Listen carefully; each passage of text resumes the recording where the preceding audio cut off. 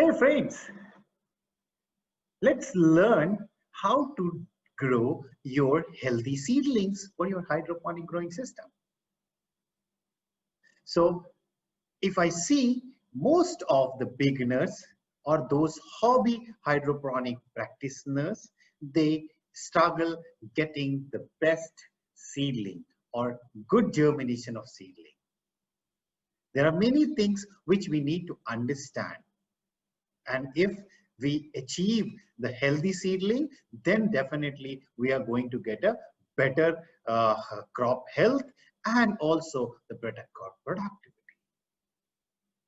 So in this, there are different steps we need to follow. So there are two types of coco pits available in the market. One, which you can see back of my back, it is somehow the ready to use coco pit, which is little costly. The other type of coco pit available in the market is coco bricks. So these bricks are of 5 kg or a different size and weight coco bricks are available in the market. So as per the requirement, you can opt for a brick. And then there is a steps we need to follow. So these steps are, first, you need to just soak the coco peat, wait for it absorb the moisture and expand. Once it's expand, then you need to check the quality. So after checking the quality, you need to drain the water and wait till it achieve a desired moisture level. Once it achieves the desired moisture level, if you want to mix with the perlite, you mix the proportion of perlite in it and you fill your net pot. After filling the net pot, you have to plant your seeds. After planting the seed, you have to give a little water because the seed soaking is also important. So this watering is helping for seed soaking and ensuring the proper moisture at the top layer of coco peat. After planting the seed, we either put in a germination chamber for the commercial growing, and if we are doing for a hobby purpose, we have to keep at the right place where the sufficient moisture and light is there. So if we talk about any seed, it takes around somehow 48 to somehow or 3 to 4 days, 1 to 2 days to 5 to 8 days for the germination. And also you have to ensure the proper depth of seed planting, because planting depth is based on the size of your seed. If the seed is small, छोटा है, tiny है, तो वो उसकी depth कम होगी, और वो बड़ा है और उसकी size is sufficiently large, then जैसे जैसे size बढ़ता जाएगा वैसे वैसे अगर आप depth बढ़ा दोगे तो भी कोई दिक्कत नहीं होगा. So let's try to learn about the planting of your seed and germinating or developing your seedling for your hydroponic crop production system. So let's start the first process. In most of the cases, you get your coco pit in this brick form, packed in a poly bags, means it is a quality one. You have to open it, and then based on your requirement, you can soak the number of bricks in water and soak that for overnight for better soaking in that water. After soaking this coco peat for around 24 hours, you have to take out, because till that time coco peat brick is going to expand, वो फूल जाएगा, फूल के आपका एक भुरभुरे cocoa पीट के form में convert हो जाएगा. So here one must take care कि भाई जब आप उसको भिगा रहे हैं तो या तो उसको पूरी तरीके से पानी के अंदर डुबा दें, बट जब कॉमर्शियल की उसमें जाता है, जब आप कॉमर्शियल में ढेर सारे ब्रिक्स को एक साथ लेते हैं, तो सबसे बड़ा आपका जो टारगेट होना चाहिए, उसमें कोई भी कोकोपीट का ब्रिक पानी से बचा या छूटा नहीं रहे. It's mean you have to water every cocoa peat brick. And for hobby purposes, it is always better. You just soak everything inside the bucket or any container and wait till morning. And if in the morning you can see that excess water is there, then it is okay. If it is not there, you add more water and make it a dilute, or somehow the cocoa peat should be means soaked, or the water should be above the cocoa peat level. ऐसा क्यों करना चाहिए? क्योंकि जितना अच्छे से आप cocopeat को भिगाएंगे, और इसी प्रोसेस में आपका जब कोकोपीट भीगता है, तो आपके जो एक्सेस सॉल्ट होते हैं, वो सॉल्ट भी पानी में निकल जाते हैं.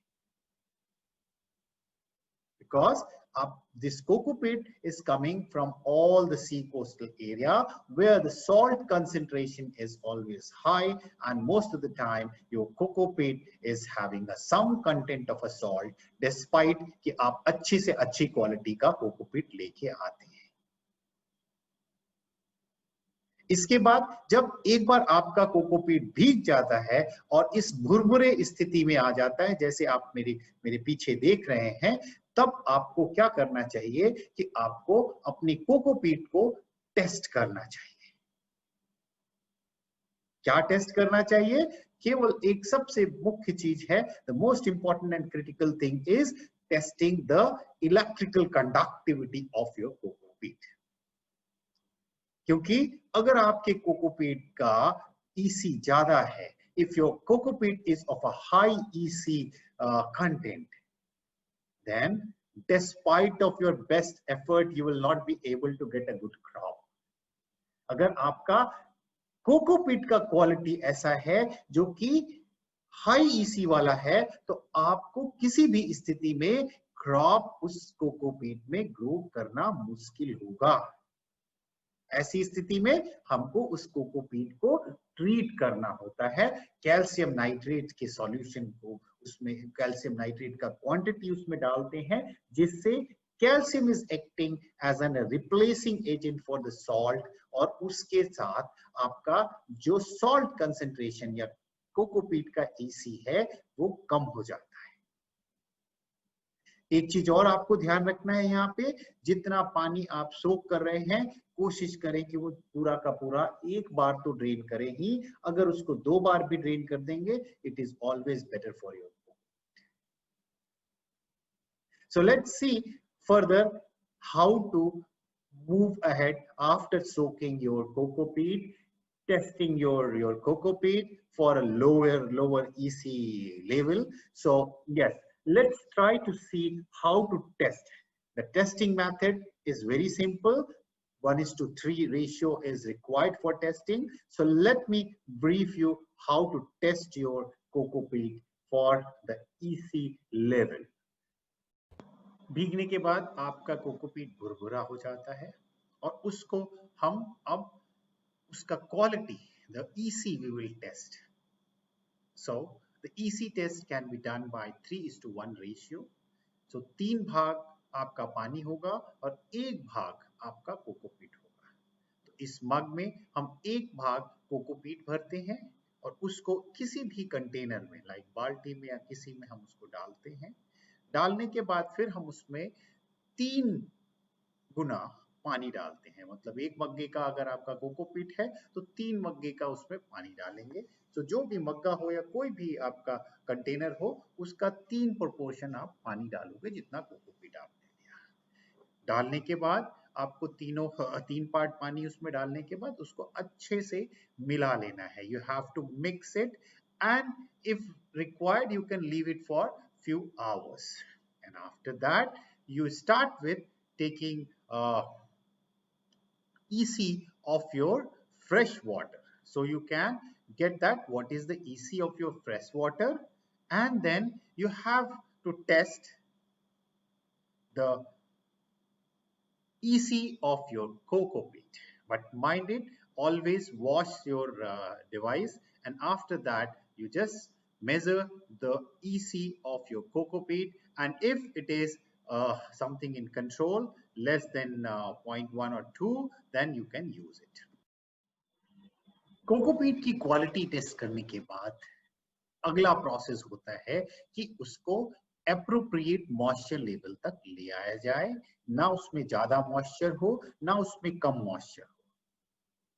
और वो कैसे पता कर सकते हैं? आपको एक कोकोपीट को मुट्ठी में लेना है, अगर दबाने से उसमें पानी निकल रहा है तो इसका मतलब मॉइस्चर ज्यादा है, उसे और थोड़ा ड्राई होने दें।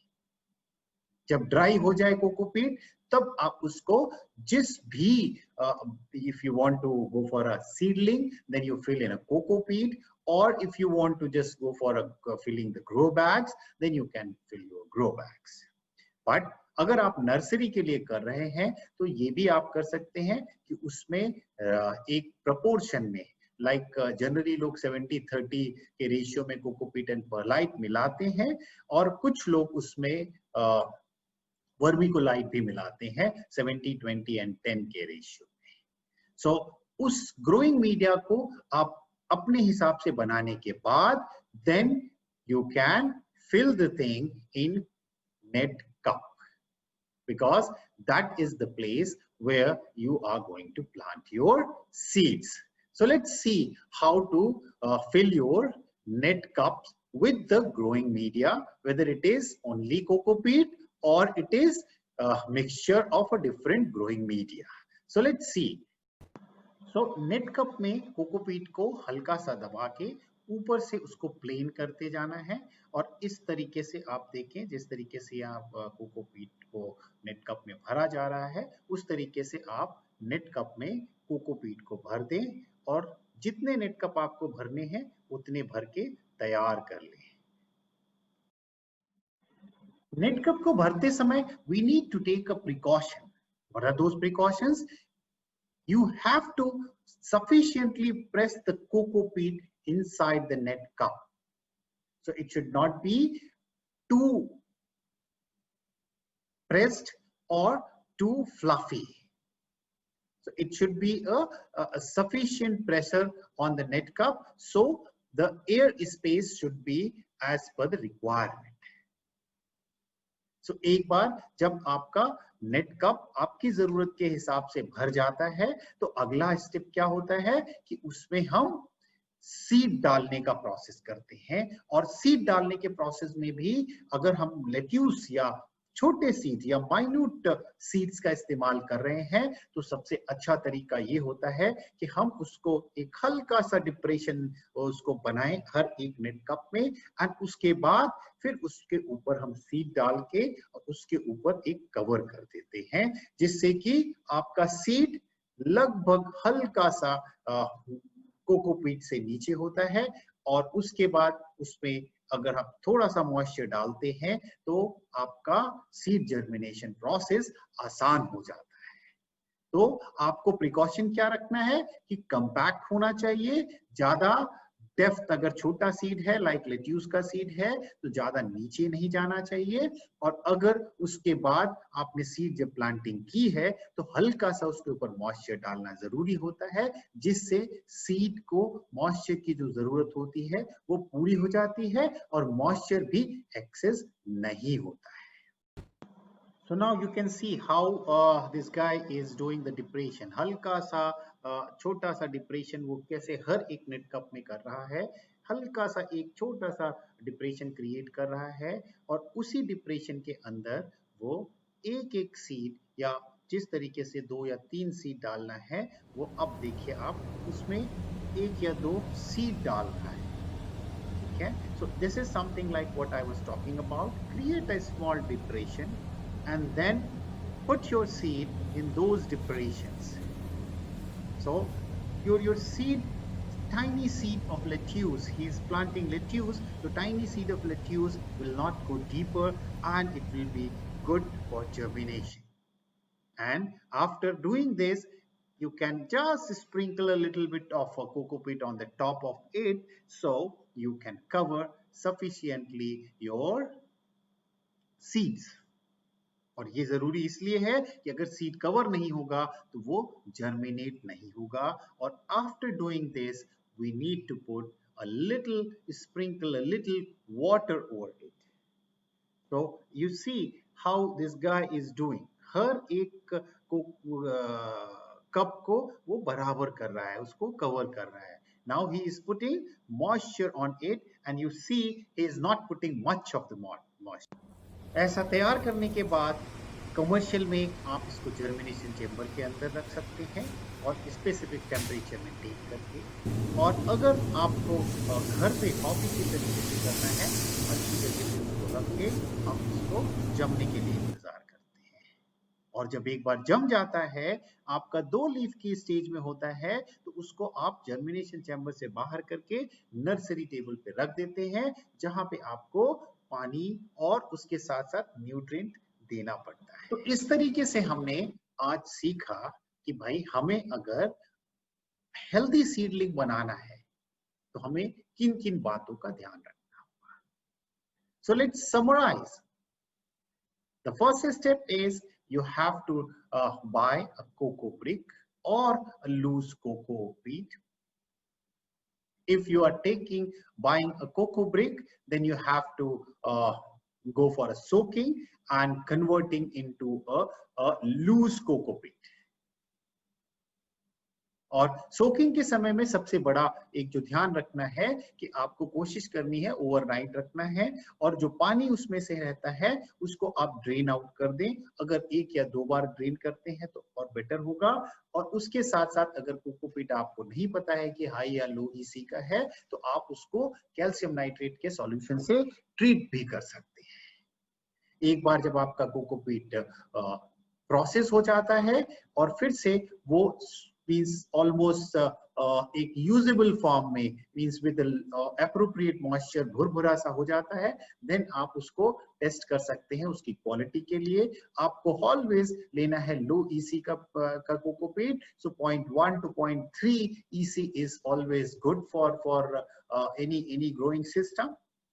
तो एक बार आपने उसको जब टेस्ट कर लिया, तो टेस्ट करने के बाद आपको कोको पिट को या तो आप ग्रोइंग मीडिया में बदलेंगे, mean something like you have to add like perlite and vermiculite, और केवल अकेला भी कोको पिट आप अपने नेट कप में भरेंगे।